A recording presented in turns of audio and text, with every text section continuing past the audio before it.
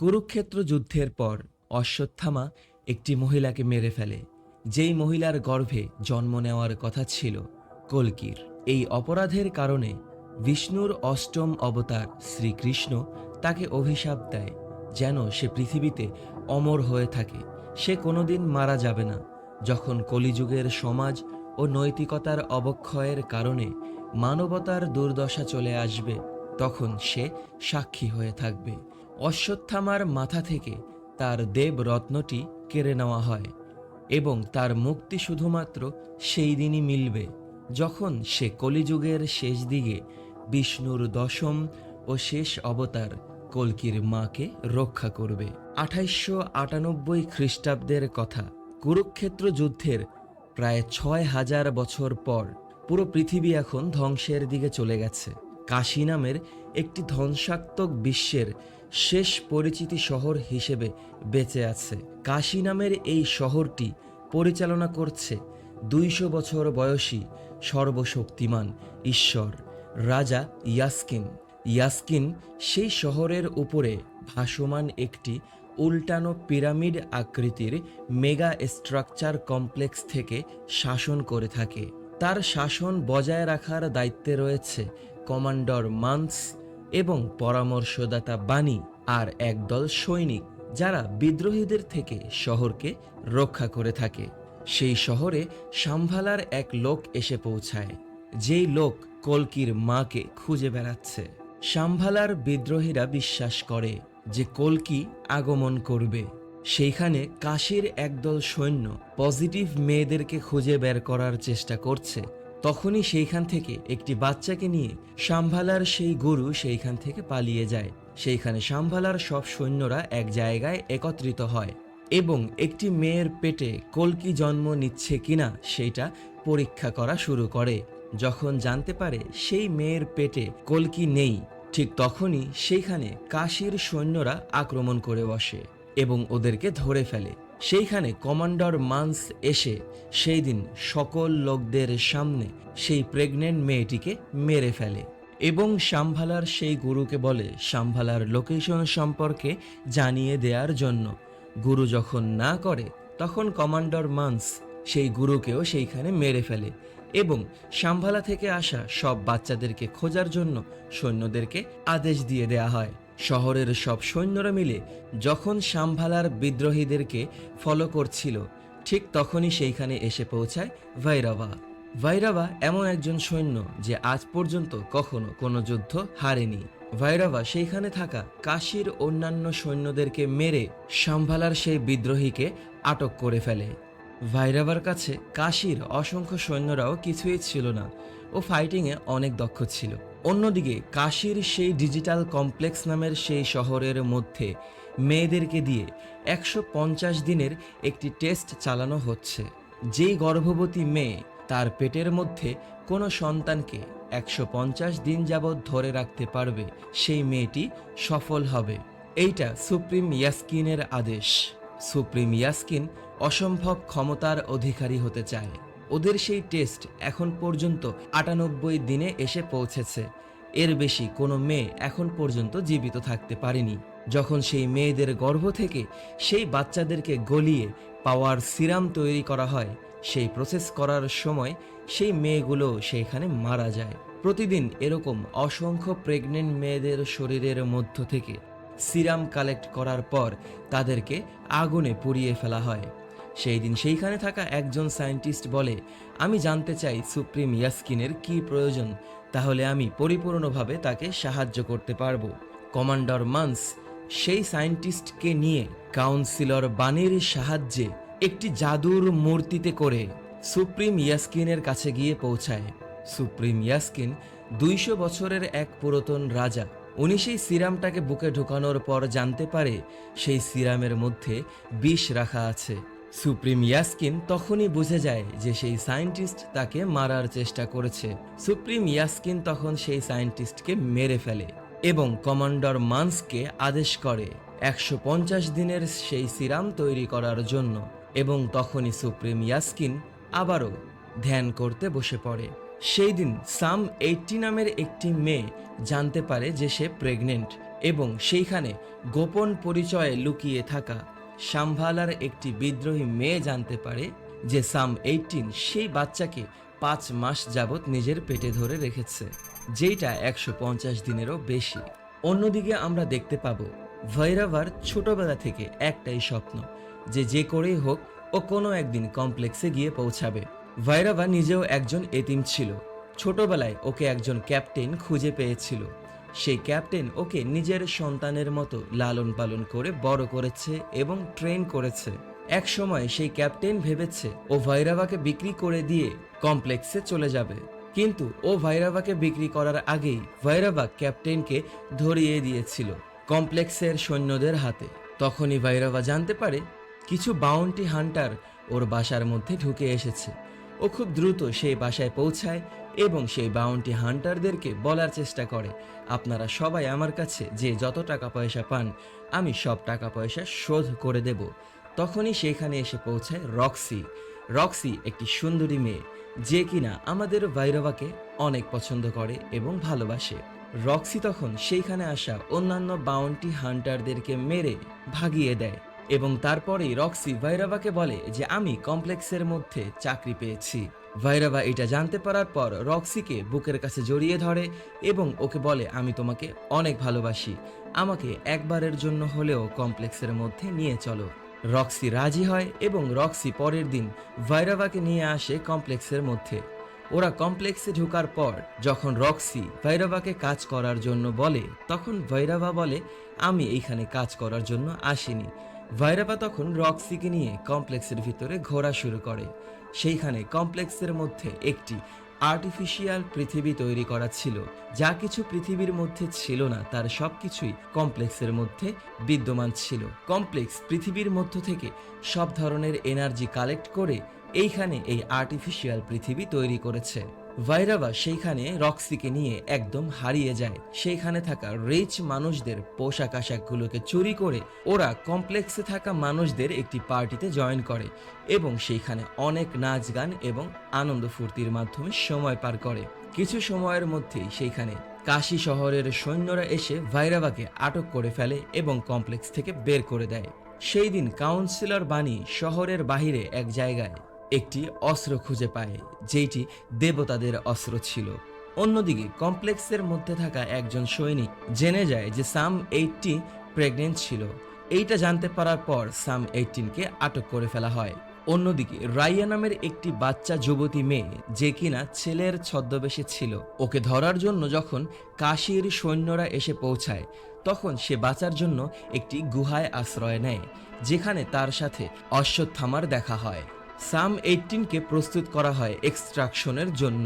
সাম 18কে যখন সেই মেশিনের ভিতরে ভরে দেওয়া হয় ঠিক তখনই কাশীর সেই পুরো ফ্যাসিলিটির মধ্যে বিদ্যুৎ চমকে ওঠে এবং একটি ইলেকট্রিক ফেজের তৈরি হয়।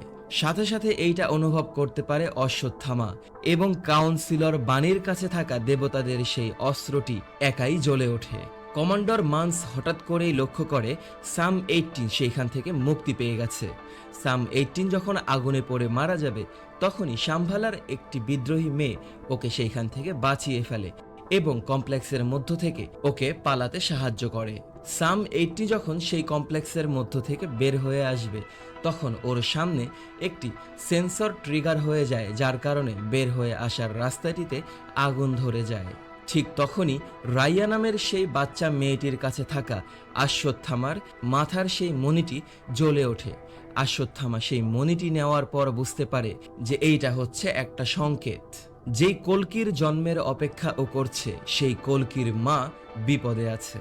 অন্যদিকে সাম 80 নিজের পেটের মধ্যে হাত রেখে সেই আগুনের মধ্য দিয়ে হাঁটা শুরু করে।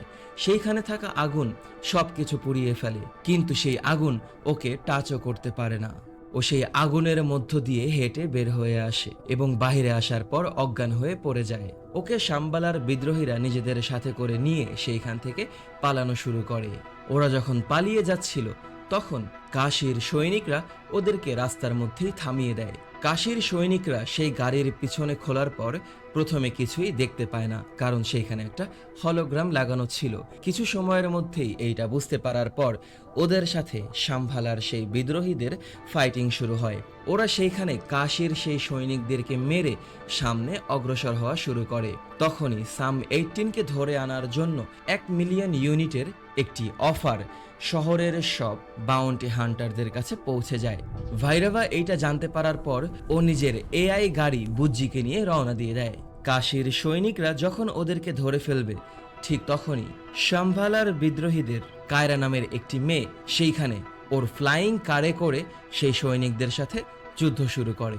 কিছু সময়ের মধ্যেই সেইখানে এসে পৌঁছায় ভয়ঙ্কর বাউন্টি হান্টার ক্রেইন। ক্রেইন ওদের সেই গাড়ির মধ্যে ঢুকে আসে এবং ক্রেইন যখন সাম 18কে মেরে ফেলবে তখনই সেই গাড়ির মধ্যে এসে পৌঁছায় কায়রা। কায়রার সাথে ক্রেইনের অসম্ভব একটি ফাইটিং শুরু হয়।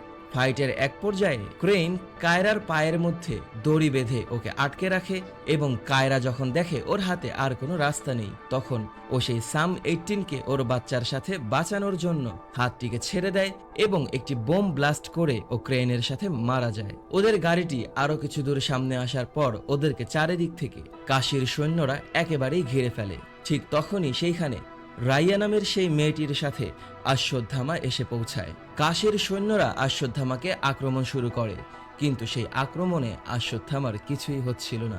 অশ্বত্থামা সেইখানে থাকা সকল সৈন্যদেরকে মেরে একেবারে আলু ভর্তা করে রেখে দেয়। অশ্বত্থামা তারপরেই চলে আসে সাম 80-র কাছে এবং সাম 80-কে বলে, তোমার পেটের মধ্যে তুমি একটা দেবতাকে ধরে রেখেছ, যা কিছুই হোক আমি অবশ্যই তোমাকে রক্ষা করব। কিছু সময়ের মধ্যেই সেইখানে এসে পৌঁছায় ভাইরাভা। ভাইরাভার সাথে অশ্বত্থামার একটি অসাধারণ ফাইটিং শুরু হয়, যেই ফাইটটি একেবারেই দেখার মতো ছিল। অশ্বত্থামার সাইজের কাছে আমাদের ভাইরাভা খুবই ছোট একটি বাচ্চা মনে হচ্ছিল। ওদের মধ্যে একটি তুমুল ফাইটিং চলতে থাকে। ফাইটের এক পর্যায়ে যখন ভাইরাভা অশ্বত্থামাকে কিছুই করতে পারছিল না, তখন ভাইরাভাকে বাঁচানোর জন্য সেইখানে চলে আসে বুজ্জি। বুজ্জি ওর ফুল স্পিডে অশ্বত্থামার দিকে এগিয়ে আসলে অশ্বত্থামা ওর পায়ের মাধ্যমে বুজ্জিকে ঠেকিয়ে ফেলে এবং একটি চাকা খুলে পুরোপুরি বুজ্জিকে ভেঙে ফেলে। এইটা দেখতে পাওয়ার পর ভাইরাভা অনেক ক্ষেপে যায়। ভাইরাভা অশ্বত্থামার হাতে পায়ে বড় বড় শিকল বেঁধে ওকে ঝুলিয়ে রাখার চেষ্টা করে, কিন্তু অশ্বত্থামা ওর 2 হাত দিয়ে শক্তি দিয়ে টান দিয়ে সেই বড় বড় শিকলগুলোর সাথে সেইখানে থাকা বিশাল এক মূর্তিকে ভেঙে ফেলে এবং নিজেকে ছুটিয়ে ফেলে। ভাইরাভা সেইখানে অজ্ঞান হয়ে যায়। অন্যদিকে কাউন্সিলর বানি কমান্ডার মান্সের সাথে কথা বলার সময় জানতে পারে যেই লোক ওদেরকে আক্রমণ করেছে সেই লোকের মাথার মধ্যে একটি মণি ছিল। এইটা জানতে পারার পর কাউন্সিলর বানি কমান্ডার মান্সকে বলে, যেই লোককে তোমরা পেয়েছ সেই লোকের নাম হচ্ছে অশ্বত্থামা। অশ্বত্থামা এই পৃথিবীর মানুষ না, তার এই যুগে জন্ম হয়নি, সে ইমর্টাল, সে কখনোই মরবে না। তার মানে আসলেই পৃথিবীতে দেবতাদের জন্ম হতে যাচ্ছে, আর যদি দেবতার জন্ম হয় তাহলে আমাদের সুপ্রিম ইয়াস্কিনের জীবন বিপদে, তাই এমনটা হতে দেওয়া যাবে না। অন্যদিকে সাম 18 এবং অশ্বত্থামার সাথে ওরা সবাই মিলে শাম্বালাতে এসে পৌঁছায়। সেইখানে মারিয়াম নামের একজন মহিলা ওদের সবাইকে রিসিভ করে এবং সেই শহরের সবাইকে জানিয়ে দেওয়া হয় ওদের মা ওদের কাছে ফিরে এসেছে। ঠিক তখনই সেই শহরের ভিতরে বৃষ্টি নেমে আসে। শহরের সবাই মিলে সাম 18-এর পূজা করা শুরু করে, কারণ সাম 18-এর গর্ভে জন্ম নিতে যাচ্ছে একজন দেবতা। ওদের শহরের মধ্যে থাকা একটি গাছ জীবন ফিরে পায়। বলা হয়ে থাকে যদি পৃথিবীতে দেবতা ফিরে আসে তাহলে সেই গাছটি আবারও জীবন ফিরে পাবে। সাম 18-এর নাম পরিবর্তন করে রেখে দেওয়া হয় সুমতি। ওরা সবাই মিলে সুমতির অনেক কেয়ার করা শুরু করে। অন্যদিকে যখন ভাইরাভার জ্ঞান ফিরে তখন সেইখানে কাশীর সৈন্যরা এসে ওকে পুরোপুরি ব্যান করে দেয়। ও মন খারাপ করে নিজের বাসায় ফিরে আসে এবং শাম্ভালার সেই বিদ্রোহীকে মুক্ত করে দেয়। শাম্ভালার সেই বিদ্রোহী যখন ওকে বলে, তুমি আমাদের সাথে জয়েন করো, আমি তোমাকে শাম্ভালায় নিয়ে যাব, আমাদের তোমার মতো একজন শক্তিশালী সৈন্যের অনেক দরকার। তখনই আমরা দেখতে পাবো যে আসলে এইটা ভাইরাভার একটি চাল ছিল। যখন ভাইরাভাকে ব্যান করে দেওয়া হয়েছিল তখন ভাইরাভা কমান্ডার মান্সকে বলেছিল, কেউ যদি সেই মেয়েকে ধরে নিয়ে আসতে পারে তাহলে আমি একমাত্র ধরে নিয়ে আসতে পারবো, তোমার অন্য কোনো সৈনিকরা পারবে না, কারণ আমার রেকর্ড চেক করে দেখো আমি আজ পর্যন্ত কখনো কোনো যুদ্ধ হারিনি। তখন কমান্ডার মান্স ভাইরাভাকে বলেছে, যদি তুমি সেই মেয়েকে নিয়ে আসতে পারো তাহলে আমি নিজে তোমার হাত ধরে তোমাকে কমপ্লেক্সের মধ্যে নিয়ে আসব। সেই দিন রাতে রাইয়া যখন অশ্বত্থামাকে বলে যে আমি জানি তোমাকে কেউ হারাতে পারবে না, তখন অশ্বত্থামা বলেছিল যে না, আমার থেকেও একজন ক্ষমতাবান শক্তিশালী ওয়ারিয়ার মানে যোদ্ধা আছে, যে হচ্ছে অর্জুনা। তখন রাইয়া যখন জিজ্ঞাসা করে অর্জুনাই তাহলে সব থেকে শক্তিশালী, অশ্বত্থামা তখন বলেছিল যে না, ওর থেকেও একজন শক্তিশালী ছিল, যে ছিল আমার বন্ধু, যার নাম ছিল কিরণ। আমার হাতের এই লাঠিটি তার রেখে যাওয়া একটি অস্ত্র। সে চলে যাওয়ার পর এই অস্ত্রটি একটি সাধারণ লাঠি হয়ে গেছে এবং এই অস্ত্রটি তার নিজের ক্ষমতা হারিয়ে ফেলেছে। ভাইরাভা ওর সেই এআই বুজ্জি গাড়িটাকে নতুনভাবে মডিফাই করে। ওর সব ইউনিটগুলোকে ও খরচ করে দেয় সেই গাড়ির পেছনে। ও গাড়িটাকে পুরোপুরি একটি নতুন রূপ দিয়ে দেয়। তখনই আমরা দেখতে পাবো বাউন্টি হান্টার ক্রেইন আসলে মারা যায়নি, ও মারা যাওয়ার ভান ধরেছে এবং শেষ মুহূর্তে গিয়ে সেই গাড়ির মধ্যে একটি ট্র্যাকার লাগিয়ে দিয়েছিল, যেই গাড়িটি বর্তমানে শাম্ভালায় পৌঁছেছে। ভাইরাভা ওর সেই নতুন বুজ্জি গাড়িটার সাথে শাম্ভালার সেই বিদ্রোহীকে নিয়ে শাম্ভালা শহরে এসে পৌঁছায় এবং সেইখানে আসার পরপরই ওর সাথে থাকা দুই সৈন্যকে অজ্ঞান করে ফেলে এবং অশ্বত্থামার রূপ নিয়ে ও সেইখান থেকে সুমতিকে নিয়ে ভেগে যাওয়ার চেষ্টা করে। অশ্বত্থামা সেইখানে এসে পৌঁছায় এবং ওদের দুইজনের ভিতরে একটি তুমুল ফাইটিং শুরু হয়। অশ্বত্থামা ওকে পরপর কয়েকটি আঘাত করার পর ওর শরীরের মধ্য থেকে হলোগ্রাফিক অ্যাভাটারটাকে দূর করে ফেলে। এরপরেই ভাইরাভা চেষ্টা করতে থাকে সুমতিকে ধরে ফেলার, কিন্তু অশ্বত্থামা ওকে একের পর এক আঘাত করে ছুঁড়ে ফেলে দেয়। সেইখানে এসে পৌঁছায় বুজ্জি। ভাইরাভা বুজ্জির ভিতরে ঢোকার পর বুজ্জি গাড়িটি মাঙ্কি রোবটে পরিবর্তন হয়ে যায়। অশ্বত্থামা সেই বড় রোবটটির সাথে ফাইটিং শুরু করে। শাম্ভালার বিদ্রোহীরা এসে যখন বুজ্জিকে একেবারে মেরে ফেলবে, ঠিক তখনই সেই শহরের ভিতরে আক্রমণ করে বসে কাশীর সৈন্যরা। কমান্ডার মান্স কাশীর সৈন্যদের সাথে এইখানে এসে পৌঁছেছে। ভাইরাভা তখনও অশ্বত্থামার সাথে মারামারি করতে থাকে। অশ্বত্থামা এক পর্যায়ে ভাইরাভার সেই রোবটকে টেনে ছুঁড়ে নিচে ফেলে দেয়। কাশীর কমান্ডার মান্সের সেই সৈন্যদের সাথে শাম্ভালার বিদ্রোহীদের অসাধারণ একটি ফাইটিং শুরু হয়। ওদের ভিতরে তুমুল মারামারি চলতে থাকে এবং দুই পক্ষের অসংখ্য সৈনিক সেইখানে মৃত্যুবরণ করা শুরু করে। ভাইরাভা অশ্বত্থামার দিকে প্রচুর পরিমাণে আগুন ছুঁড়ে মারতে থাকে। অশ্বত্থামা সবার প্রথমে ভাইরাভার সেই রোবটের মাথা থেকে ফ্লেম থ্রোয়ারটি খুলে ফেলে এবং তারপরে সেইখানে থাকা বড় একটি কাপড় দিয়ে ও সেই রোবটের হাত পাগুলোকে বেঁধে ফেলে। যখন ভাইরাভা আর নড়াচড়া করতে পারছিল না, তখনই অশ্বত্থামা ভাইরাভার সেই রোবটটিকে সেইখানে অকেজো করে ফেলে। শাম্ভালার মারিয়াম নামের সেই মহিলাটি চেষ্টা করে সুমতিকে সেইখান থেকে পার করে দেওয়ার জন্য। সুমতিকে যখন একটি ফ্লাইং বিমানে তোলা হয়, তখন সুমতি সেইখানে বিপদে থাকা অন্যান্য মানুষদেরকে সাহায্য করার জন্য নিচে নেমে আসে। মারিয়াম লক্ষ্য করে যে সুমতি নিচে নেমে গেছে। মারিয়াম যখন সুমতিকে হেল্প করা নিয়ে ব্যস্ত, তখনই সেই ফ্লাইং কারটি সেইখানে বিধ্বস্ত হয়। আর ঠিক তখনই কমান্ডার মান্স সুমতিকে সেইখানে আটক করে ফেলে। সুমতিকে বাঁচানোর জন্য কমান্ডার মান্সকে ঠেকাতে চলে আসে মারিয়াম, কিন্তু কমান্ডার মান্স সেইখানে মারিয়ামকে একেবারেই মেরে ফেলে। সুমতি যখন উপর থেকে নিচে পড়ে যেতে নেয়, ঠিক তখনই অশ্বত্থামা এসে ওকে বাঁচানোর চেষ্টা করে, কিন্তু অশ্বত্থামার হাত থেকেও যখন সুমতি পড়ে যাবে, তখন ভাইরাভার সাহায্যে সুমতি সেইখানে বেঁচে যায়। ওদের দুইজনকে অশ্বত্থামা টেনে উপরে তোলার পরপরই অশ্বত্থামা ভাইরাভাকে ছুঁড়ে অনেক দূরে ফেলে দেয় এবং ভাইরাভা অজ্ঞান হয়ে যায়। ঠিক তখনই কমান্ডার মান্স অশ্বত্থামাকেও বন্দি করে ফেলে। অশ্বত্থামা সেইখানে কোনো রকম নড়াচড়া করতে পারছিল না। কমান্ডার মান্স সুমতিকে অ্যাটাক করে মেরে নিজের সাথে করে নিয়ে যেতে থাকে এবং অশ্বত্থামা চিৎকার করে সেইখানে কান্না করতে থাকে। ঠিক তখনই কিরণের সেই অস্ত্রটি একটু একটু করে ভাইরাভার হাতে এসে পৌঁছায় এবং সেইটা ভাইরাভার হাতের সংস্পর্শে আসার সাথে সাথেই ভাইরাভার শরীরের ভিতরে কিরণের আত্মা জীবিত হয়ে ওঠে। সেই অস্ত্রটি উড়ে এসে কমান্ডার মান্সের সৈন্যদেরকে আক্রমণ করে বসে। অশ্বত্থামা তখন গিয়ে বুঝতে পারে যে ভাইরাভা হচ্ছে কিরণের নতুন জন্ম। কমান্ডার মান্স সৈন্যদেরকে আদেশ দেয় ভাইরাভাকে মেরে ফেলার জন্য, কিন্তু ভাইরাভা সেইখানে কমান্ডার মান্সের সৈন্যদেরকে একে একে মেরে জাম্প করে উড়ে চলে আসে কমান্ডার মান্সের ফ্লাইং কার্টের মধ্যে এবং ওর হাতের সেই অস্ত্রটিকে ব্যবহার করে কমান্ডার মান্সকে সেইখানে একেবারেই মেরে ফেলে। এরপরেই ও সুমতিকে কোলের মধ্যে তুলে নিয়ে সুন্দরভাবে নিচে নেমে আসে। কিছু সময়ের মধ্যেই ভাইরাভা নিজের স্মৃতিশক্তি আবারও হারিয়ে ফেলে। ও বুঝে উঠতে পারে না মাত্র কি হয়েছে, ও সবকিছু ভুলে যায়। ভাইরাভা যখন লক্ষ্য করে অশ্বত্থামা সেইখানে আটকা পড়ে আছে, তখন ভাইরাভা সুমতিকে নিজের সেই এআই বুজ্জি গাড়ির মধ্যে আটক করে নিয়ে পালিয়ে যাওয়ার চেষ্টা করলে অশ্বত্থামা চিৎকার করে বলতে থাকে, আমার বন্ধু, তুমি আমার কথা শোনো, প্লিজ তুমি আমার কথা শোনো। ও গাড়িটাকে ঠেকানোর অনেক চেষ্টা করে, কিন্তু ভাইরাভা একটি ফুল থ্রাস্ট ব্যবহার করে সুমতির সাথে সেইখান থেকে অনেক দূরে উড়ে চলে যায়। আর অশ্বত্থামার তখন মনে পড়ে যায় সেই পুরনো স্মৃতির কথা।